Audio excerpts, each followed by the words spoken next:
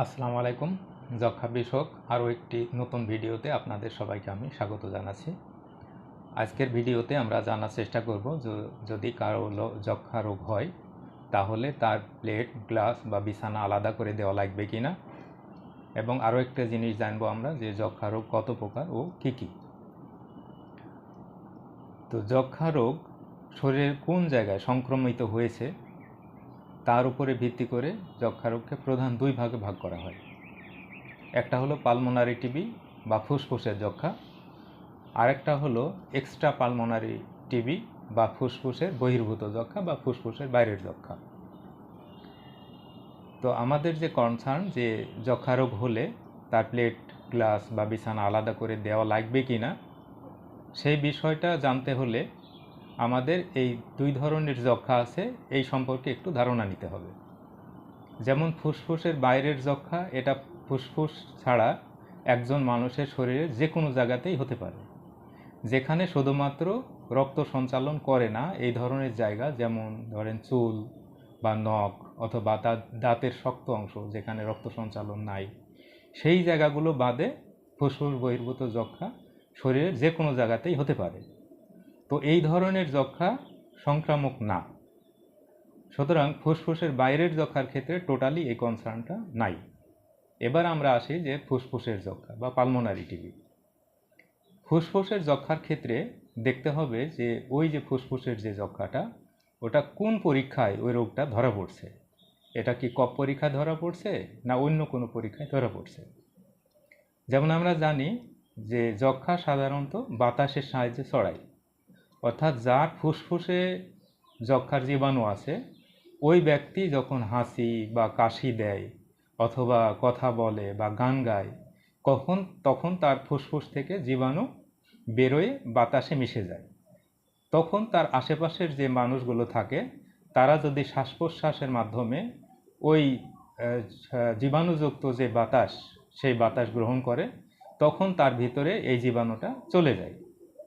এভাবে একজন মানুষ থেকে আরেকজন মানুষের ফুসফুসের যে যক্ষা সেটা সংক্রমিত হয়ে থাকে।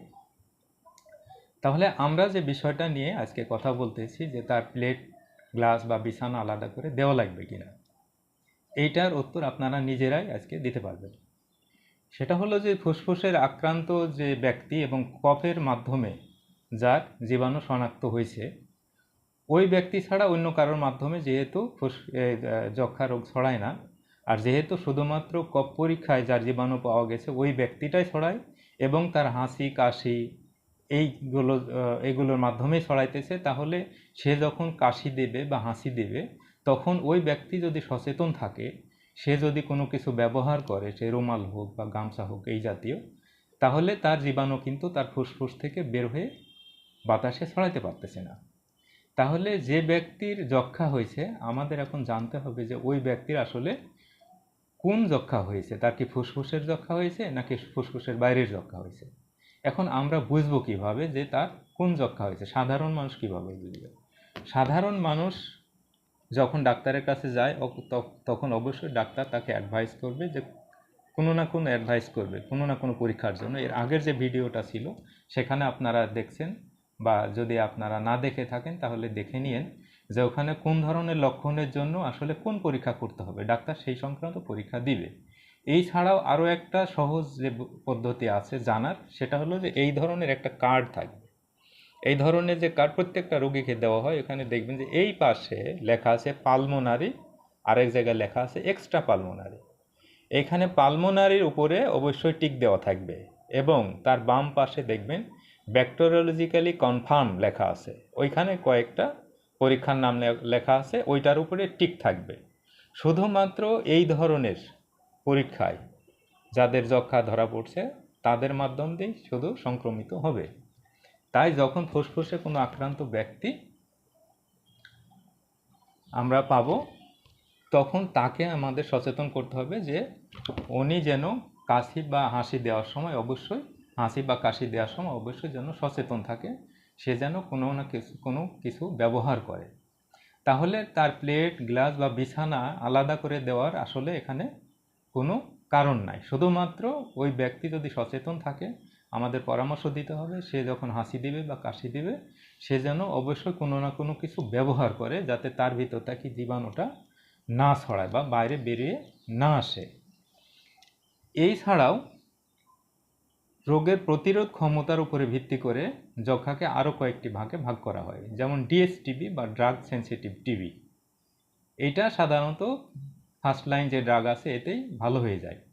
এই ধরনের আক্রান্ত যে মানুষগুলো এরা সাধারণত যদি নিয়মিত ডাক্তারের পরামর্শে সঠিক ডোজ মেনটেন করে ওষুধ খায় তাহলে 2 থেকে 3 সপ্তাহের মধ্যে তার যে জীবাণু ছড়ানোর যে সক্ষমতা সেটা কমে যায়। এছাড়াও আরেক ধরনের যক্ষ্মা আছে এমডিআর টিবি বা মাল্টি ড্রাগ রেজিস্ট্যান্স টিবি, আর একটা হলো এক্সডিআর টিবি বা এক্সটেন্সিভলি ড্রাগ রেজিস্ট্যান্স টিবি। এই ধরনের যক্ষ্মায় যদি কেউ আক্রান্ত হয় তাহলে 2 সপ্তাহ বা 3 সপ্তাহের মধ্যে তার যে জীবাণু ছড়ানোর সক্ষমতা সেইটা কমে না, এক্ষেত্রে আরও বেশি দিন সময় লাগে। তাহলে আমাদের এক্ষেত্রেও দেখতে হবে যে আসলে সে ডিএসটিবি নাকি এমডিআর টিবি নাকি এক্সডিআর টিবি, এই জিনিসগুলো আমাদের দেখতে হবে এবং তার উপরে ভিত্তি করে আমাদের প্রয়োজনীয় প্রতিরোধের যে ব্যবস্থা সেইটা নিতে হবে। তাহলে আমরা আজকে ক্লিয়ার হলাম যে যদি কোনো মানুষের কফ পরীক্ষায় জীবাণু ধরা পড়ে এবং সে যদি ডিএসটিবি হয় এবং নিয়মিত ওষুধ খায় তাহলে 2 থেকে 3 সপ্তাহের মধ্যে তার জীবাণু ছড়ানোর যে সক্ষমতাটা সেটা কমে যায় এবং হাসি কাশির মাধ্যমে যেহেতু বাতাসের সাহায্যে ছড়ায় তাই যখন কোনো মানুষ আক্রান্ত ব্যক্তি যক্ষ্মায় ফুসফুসে আক্রান্ত ব্যক্তি হাসি কাশি দিবে তখন তার হাসি বা কাশিটা নিয়ন্ত্রণের জন্য অবশ্যই কোনো কিছু ব্যবহার করা উচিত। আর যে কফ উঠবে সে কফটা নির্দিষ্ট জায়গায় রেখে কফটা পুড়িয়ে ফেললে ভালো হয়। তো আমরা আজকে জানলাম যে যক্ষ্মায় আক্রান্ত ব্যক্তিদের প্লেট গ্লাস বা বিছানা আলাদা করার আসলে ওই ধরনের কোনো কারণ নাই, শুধু সতর্ক থাকলে যথেষ্ট। কিছুদিনের জন্য সতর্ক থাকতে হবে, তাহলে ইনশাল্লাহ আমাদের এই ছড়ানোর সক্ষমতাটা জীবাণুর আর থাকবে না, তখন যে কেউ যে কোনো জায়গায় যেতে পারবে, কথা বলতে পারবে, সমস্যা নেই। তো সবাইকে ধন্যবাদ।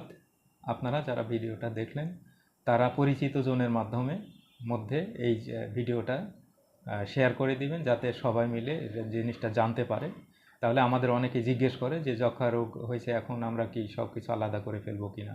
অনেক সময় আমরা যেয়ে দেখি যে বিছানা অলরেডি আলাদা করে দিছে, তখন আমাদের আবার তাদেরকে বুঝিয়ে মানে এইটাই করে দেখাচ্ছে এক্সট্রা পালমোনারি রোগী তার বিছানা আলাদা করে দিছে, তাকে ওই রোগ ঘরেই রাখেনি, অন্য একটা ঘরে যে ভাঙ্গাচোরা একটা ঘরে রেখে দিছে।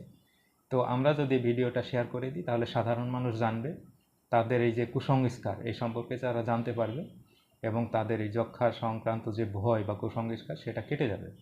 তো আমরা সবাই সাধারণ মানুষের কাছে এই ভিডিওটা শেয়ার করে দিই, তারা জানুক।